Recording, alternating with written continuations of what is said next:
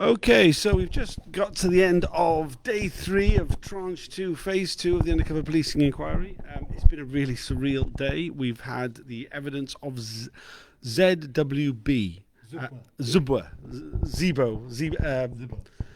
Zebedee from the Magic Roundabout. I can't really say much about the evidence that was given. I can't say anything about the evidence that was given, Chris. The thing we can say, it's a shame it's not.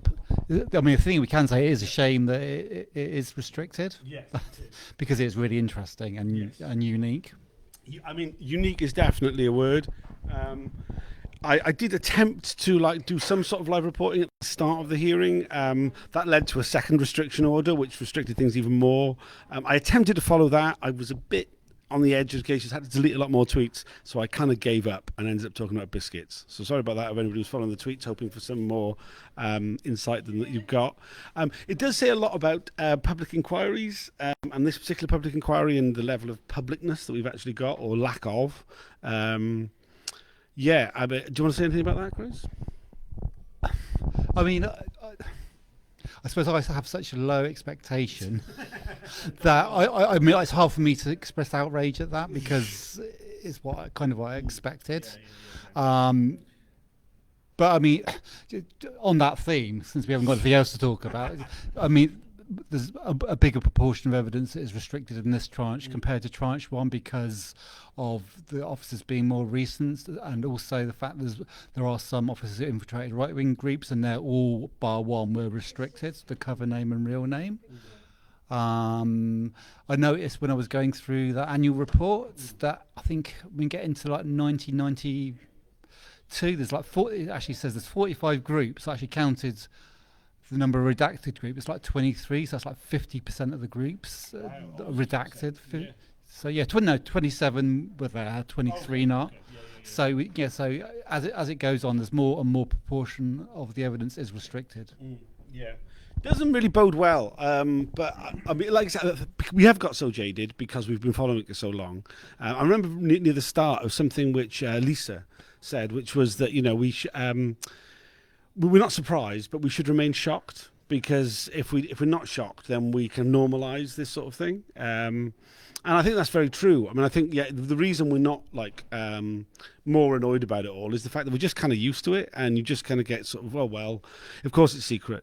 I mean, I think anybody who wasn't used to following the proceedings, if they knew that they knew what was being kept secret today, would just think it was a complete and utter farce. Why, the reasons for restriction orders, I could explain to somebody. I mean, I'm not allowed to, but I could theoretically explain to them because I've been following proceedings. If you hadn't been, you would just look at the line of logic that led to this point and go, well, that's just horse shit. I mean, and it is horse shit. But because you kind of embroil yourself with all this stuff for so long, you kind of just sort of accept it. We're back again tomorrow. And the name of the person who's giving evidence tomorrow is Caden Blake. Caden Blake is a relative of somebody whose identity was stolen by an undercover police officer as part of their cover identity. I forget which one. Must be Mike Blake. Yeah, of course, Mike Blake. Yes, of course. So that should be interesting. That one starts in the morning, unlike today, which was, I mean, it's 6:45 now. The hearing started at 2. I don't know why they decided to do it in the afternoon. I guess they just couldn't cope with a Monday morning start. Sorry, it's not.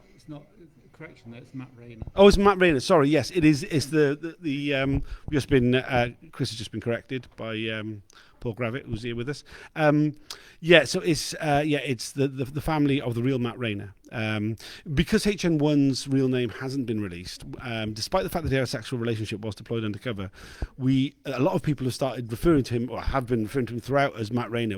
I never like to do that because that was a real person. The Matt Rayner, the HM1 pretended to be, was not real. That's not a real person. So I was referring to him as HM1, who used the cover name Matt Rayner. But we'll be hearing from the real Matt Rayner's family tomorrow. It should be interesting. Starting at 10 a.m.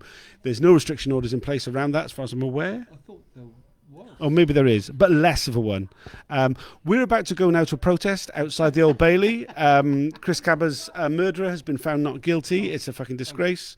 Sorry, that isn't funny. So I thought you were No, we really are going to a protest outside the Old Bailey, and those of us, the people who are just going to the pub, ought to be ashamed of themselves.